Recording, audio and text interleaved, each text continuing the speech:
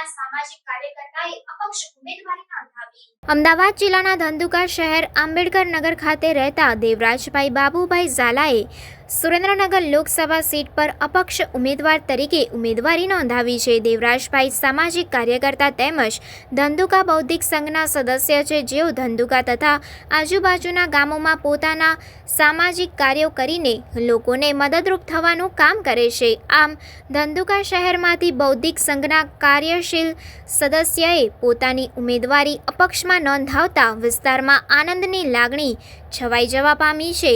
ઉમેદવારી પત્ર ભરવા માટે સુરેન્દ્રનગરના બૌદ્ધિક ભંતે ધંધુકા બૌદ્ધ સંઘ સહિતના લોકો ઉપસ્થિત રહ્યા હતા।